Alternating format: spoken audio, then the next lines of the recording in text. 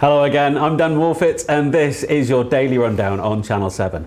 Now on this show we get comedians, musicians, academics, community leaders and trouble causers. Which one are you? If you want to get involved with this show and have your voice heard, send us a tweet at The Daily Rundown or email dailyrundown@thattv.com to register your interest at becoming a guest. You could have your something to say. David Semple, what is your something to say tonight? Well, all around us for weeks, what's been going on? Weather. Yeah. Weather? Yeah, there has been weather. There's something else. Drug-taking athletes getting ready for Rio. What is dominating the airwaves? Oh, the EU Aliens. referendum. Oh. Indeed. And I've been watching this referendum. And I've been watching it on TV and falling asleep. The Kermit the Frog was on the other night with Camelot. Really boring, both of them. Right, And Nigel then Farage. Yeah, I call him Kermit the Frog. Right. Friends of mine know him. I've never actually met him. And I saw Bojo with Michael Gove and Priti Patel up in some place in Lancashire a while ago. And, everybody likes to get their photograph taken with them. All these speeches, and then you get the public going, garbage, garbage, garbage, garbage, garbage. But what I've noticed is I've been to a number of we organised a debate ourselves to an old people's home in southwest Manchester weeks and weeks ago. And guess what? 30, 40 people there. They really got engaged. We had Rabbi Saunders and my friend Steve Woods from the Conservatives speaking. And Rabbi for in, Steve for out. They really got engaged. People asked the right questions. In fact, the older people wanted to stay. And then we did one in a hairdressing college in Oldham Street. So with students? Yeah. And there were about 30 to 40 of them, and it was two guys at university. We allowed two students to debate. It was a good debate. Actually, the two students debated much better than some of these guys on TV, and they really got engaged. They asked pointed questions and everything. They were more Brexit, believe it or not, but the point was they're engaged. And I went to a Jewish community one on Prestwich on Sunday night. About 300 people, really engaged, asking the right questions. They had Graham Stringer was there for the Brexit. They had Saj Kareem, Tory guy there for the Innit, and two others. There's a Lib Dem and another, and they asked good questions, got engaged. Okay, but the point is the public was allowed to ask questions. And I went to one at Waterstone's Books, and I tell you, it was like getting dramatic.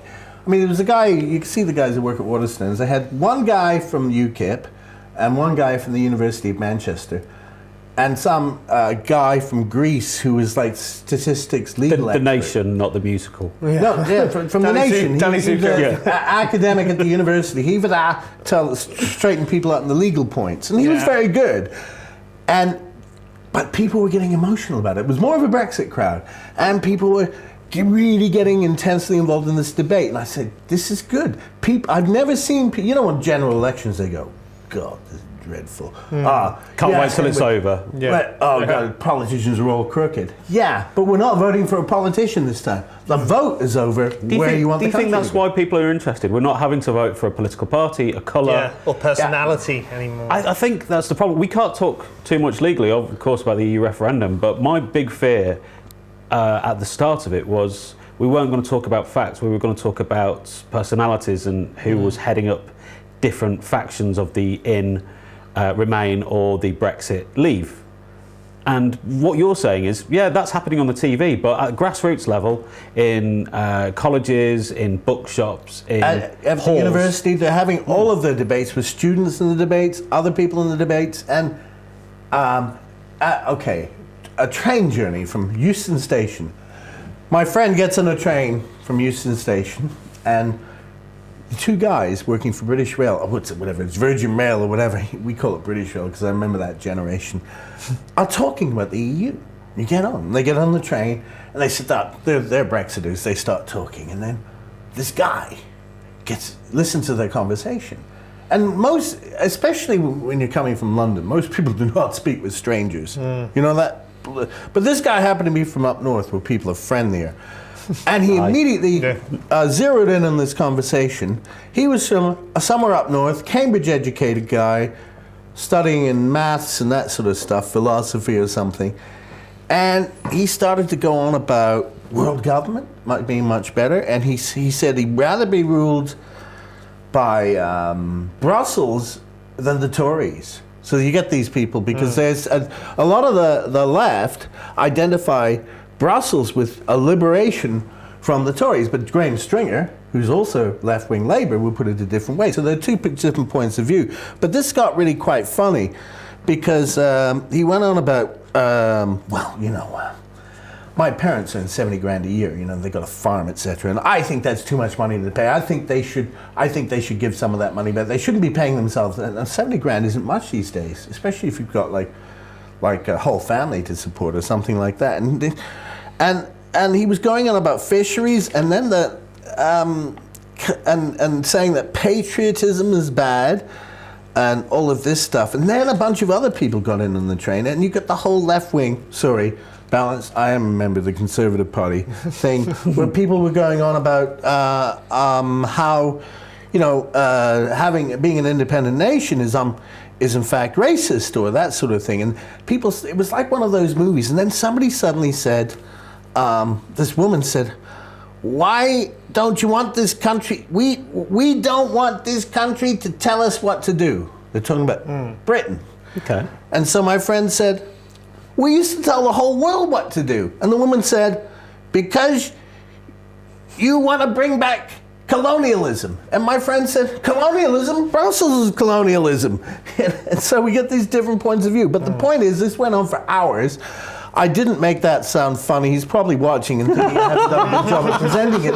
But you're sitting on a train, and it's not first class, where it's easier to... These guys were traveling in second class. I usually travel in first class, where you've got more room to... It's not second class, David. It's just normal. Normal class. Yeah. Normal people. Where we sit. You should read Auburn Waugh's article about sneaking onto the first class and not Just paying because for first class people get a plug point and a cup of tea doesn't mean they're better than us. No, of course not. It means you're fat and you need more room to spread your legs. But people were actually getting involved in this. Yeah. So this is happening on trains, at train stations, everywhere. My local cafe, the Mediterranean Cafe, they're talking about this sort of stuff all the time. They're mostly in people, that sort of thing. It's everywhere, and I think that's a positive thing, because people are mostly indifferent about politics. Although most British people, us North Americans, are a bit more like we like to believe in our politicians. The British have always been, quite smartly, a bit cynical about politicians. Oh, yeah. Which is probably why this is one of the oldest liberal democratic societies. There's a bit of a bullshit thing about being English or British or whatever, and that's a good thing. But they've been so indifferent in recent years, especially since Tony Blair came in and sort of made everything, politics, really boring. A homogenised centre. Homogenised, tried to Bill Clinton, the whole thing. Actually, we like that new Labour, from the Conservative point of view. We don't like the Corbyn thing, because we realise that government has to change every Well, Tony Blair was a big fan of, I believe, Margaret Thatcher. Very big fan. Yeah, but actually Blair did a lot of damage. I'll tell you about that some other time. Wilson was better than Blair. I'll say that now. Harold Wilson was a better Prime Minister than Tony Blair. I think he hit a lot of things on the head with what you said, in that there's people from the left who are Remain and from Exit, and there's people from the right who are Leave and Remain. And the left and right doesn't seem to matter in this argument. It seems to be more of people are thinking with their head first and a little bit of heart, rather than before going towards a different political colour, or maybe a tradition, or maybe that really old thing that I've never understood, well, my dad voted this way, so I'm going to vote this way. It's not like that this time around. Not like that. Well, remember Tony... Oh, sorry. No, I was just saying what you were saying about personalities, and it is funny that a lot of people who who are in the Remain camp and want to stay in, but have no time for David Cameron and don't like him at all, but are agreeing with him because he's saying stay in. Yeah, and not a very good representative. Exactly. Well, people are being forced to go with people that they really don't. And you've got the opposite, where you've got some trade unionists who want Brexit, who want to get out, siding with Farage and Boris Johnson. So it's a very interesting. weird, almost crossing the floor of virtually every major political business organisation in the country. It's very And I think that's what made it so interesting and so open, and for people to become more passionate about it. Can I take you back to 1975, David? Because I wasn't around. I'll tell you now. Mike was not around, and you were just a child. Although I was living in Canada, I came to do a summer job in England, in London, in 1975. I was here for the referendum. What was it like then? I was here for the World Cup in 1992.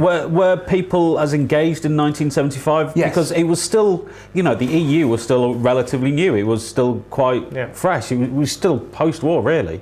I think back then, I would just say that the average English person back then in the 70s was a bit sharper and more interested in politics than the later generations. The younger generations haven't seemed on the surface that interested in politics.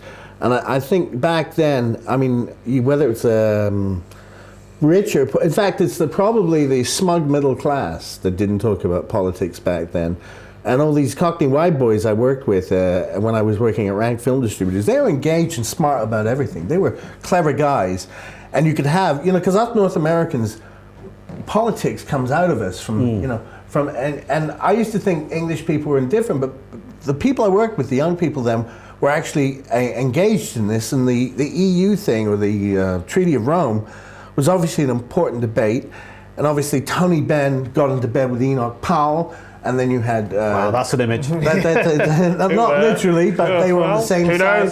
Then you had Ted Heath and Harold Wilson together. With the same point of view together. But it was a big subject because a lot of people, like, went out to places in the country, etc., were very anti-EEC at the time, actually. A lot of people I knew. But I think it was new to people at the time, and they gave it the benefit of a doubt, and they thought it was just a trade treaty, because Edward Heath lied to the country, didn't tell them it was a political agreement. Read Macmillan's diaries, I can give you some quotes. So back then, it looked like it was good to have a big trade deal with Europe. And I'm not saying it's wrong to have a trade deal with Europe. But there was a bit more. Are you starting to see that excitement again with this referendum? This is actually more exciting. I actually think now this is people are more into it in this generation of what I would call the laid-back generation. Netflix and chill. What I would call the spliff generation. What generation is this, man? Yeah, the spliff generation, who are laid back, are actually getting more engaged in this thing at the moment. And I think it's the most interesting times in British politics. Because remember, I run in local politics, and people think like it doesn't matter, even if you're in the Labour Party or Conservative, they distrust and dislike politicians.